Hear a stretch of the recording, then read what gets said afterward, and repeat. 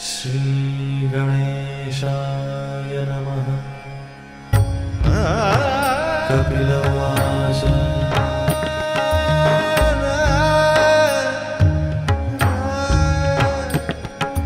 नमस्ते विघ्नराजाय भक्तानां विघ्नहारिणे अभक्तानां विशेषेण विघ्नकर्त्रे नमो नमः।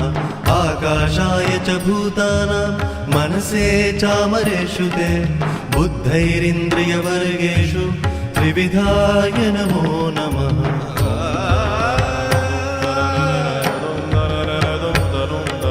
देहानां बिन्दुरूपाय मोहरूपाय देहिनां तयोरभेदभावेषु बोधाय ते नमो नमः। सांख्याय वैविदेहानां संयोगानां निजात्मने चतुर्णां पञ्चमायैव सर्वत्र ते नमो नमः।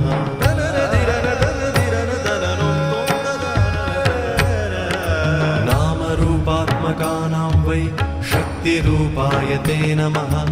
आत्मनां रवये तुभ्यं हेरम्बाय नमो नमः।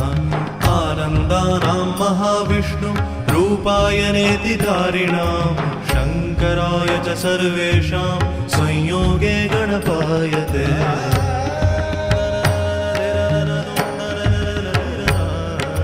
कर्मणां कर्मयोगाय ज्ञानयोगाय जानतां समेषु समरूपाय लम्बोदर नमोऽस्तु ते। स्वाधीनानां गणाध्यक्ष सहजाय नमो नमः। तेषामभेदभावेषु स्वानन्दाय च ते नमः।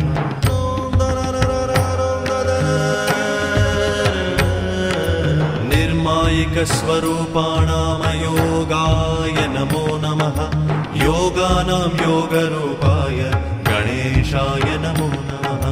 शान्तियोगप्रदात्रे ते शान्तियोगमयाय च किं स्तौमि तत्र देवेश अतस्त्वां प्रणमाम्यहम्।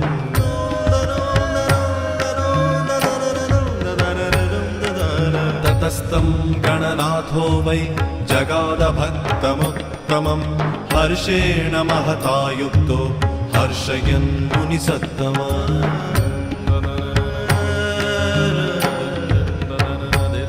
श्रीगणेश उवाच त्वया कृतं मदीयं यत् स्तोत्रं योगप्रदं भवेत् धर्मार्थकाममोक्षाणां दायकं प्रभविष्यति। वरं वरय मत्तस्त्वं दास्यामि भक्तियन्त्रितः त्वत्समो न भवेत् तात तत्त्वज्ञानप्रकाशकः।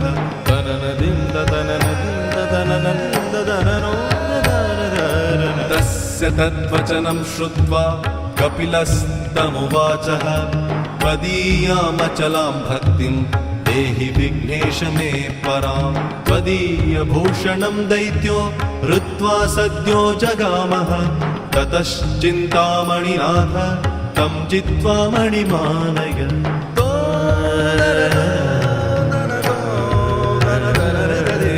यदाहं त्वां स्मरिष्यामि तदात्मानं प्रदर्शय। एतदेव वरं पूर्णं देहि नाथ नमोऽस्तु ते।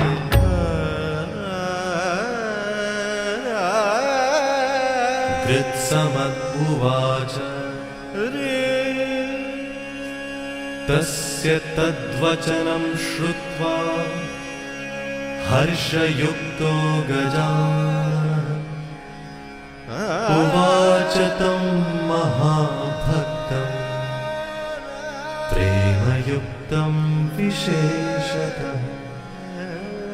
त्वया यत् प्रार्थितं विष्णो तत्सर्वं प्रभविष्यति। तव पुत्रो भविष्यात् गणासुरवधाय च। इति श्रीमुद्गलपुराणे गजाननस्तोत्रं समाप्तम्।